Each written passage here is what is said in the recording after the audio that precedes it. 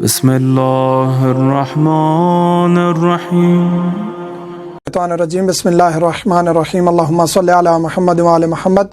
مومنین کرام، آج ہم ذکر کریں گے کہ جنابت کی حالت میں کون کون سی چیزیں حرام ہیں، اور اسی طرح حیض والی خاتون پر بھی وہی چیزیں حرام ہیں، اور احتیاط کی بنا پر نفاس والی خاتون پر بھی یہ تمام چیزیں حرام ہو جاتی ہیں۔ وہ کون کون سی چیزیں ہم ذکر کرتے ہیں۔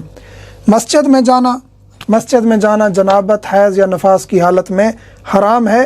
ہاں، اگر عمومی مسجد ہے، وہاں سے گزر کے آپ نے آگے جانا ہے، مجبوری ہے، تو اس صورت میں آپ گزر سکتے ہیں، لیکن مسجد میں جا کے رکنے کی غرض سے جانا حرام ہے۔ مسجد میں جانا قرآن کریم یا اسماء مبارکہ، جیسے اللہ کے نام ہیں، اہل بیت کے 14 معصومین کے نام ہیں، یعنی 14 معصومین کے نام ہیں، یا اللہ کے نام ہیں یا انبیاء کے نام ہیں، ان کو چھونا جو ہے غیر وضو میں، غیر طہارت میں، غیر جنابت میں، غیر حیض میں، یعنی ان حالتوں میں جائز نہیں ہے۔ آپ کو پاکیزہ ہونا چاہیے، باوضو ہونا چاہیے قرآن کو یا اسماء مبارکہ کو چھونے کے لیے۔ آیات سجدہ تلاوت کرنا، ویسے قرآن کریم کی تلاوت کر سکتے ہیں چھوئے بغیر، لیکن سجدے والی آیات ہم ذکر کر چکے ہیں کون سی آیات ہے اور سجدہ کس طرح کیا جاتا ہے۔ ان آیات کا تلاوت کرنا جائز نہیں ہے، گناہ ہوگا اگر تلاوت کریں گے تو۔ اس ویڈیو کو لائک کریں، ہمارے چینل کو سبسکرائب کریں اور بیل آئیکن ضرور پریس کریں ہماری نیو ویڈیو سب سے پہلے دیکھنے کے لیے۔ اور اگر تلاوت کر بھی لیں گے تو سجدہ واجب ہو جائے گا۔ نماز، طواف انجام نہیں دے سکتے جنابت کی حالت میں، حیض کی حالت میں، نفاس کی حالت میں۔ استحاضہ میں آپ پر واجب ہے اعمال انجام دینا۔ استحاضہ کا حکم بالکل مختلف ہے، ہم وہ تفصیلاً ذکر کر چکے ہیں خواتین کے مسائل میں، اور ہمارے یوٹیوب چینل پر باقاعدہ پلے لسٹ ہے خواتین کے احکام کے بارے میں، اس میں ہم ذکر کر چکے ہیں کہ استحاضہ کے احکام بالکل مختلف ہیں۔ استحاضہ والی خاتون پر اعمال واجب ہیں۔ حیض، نفاس اور جنابت کی حالت میں آپ نماز بھی نہیں پڑھ سکتے، روزہ بھی نہیں رکھ سکتے، طواف بھی نہیں کر سکتے۔ طواف تو بدرجہ اولیٰ نہیں ہو سکتا، کیونکہ مسجد حرام اور مسجد نبوی میں بالکل جانا ہی حرام ہے۔ روزہ بھی نہیں رکھ سکتے، اور جنابت کی حالت میں کھانا پینا جائز ہے۔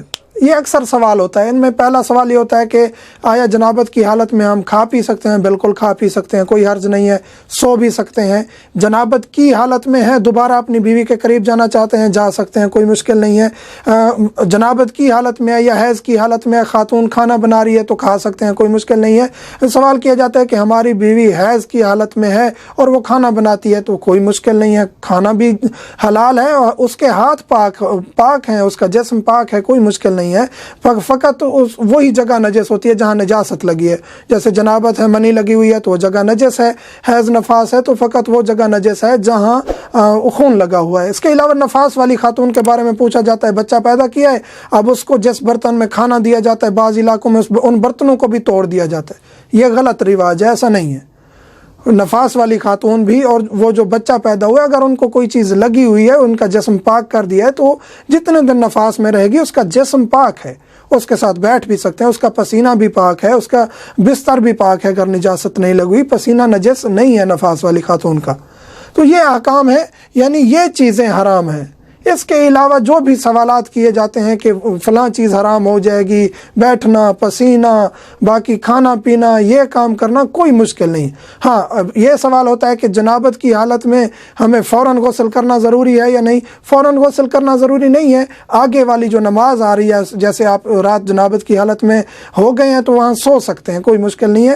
صبح کی نماز آپ کی قضا نہیں ہونی چاہیے، نماز سے پہلے غسل کرنا واجب ہو جاتا ہے۔ مومنین سے ملتمس ہوں، دعا کیا کریں میرے لیے، میرے بچوں کے لیے، والدین کے لیے، والحمدللہ رب العالمین۔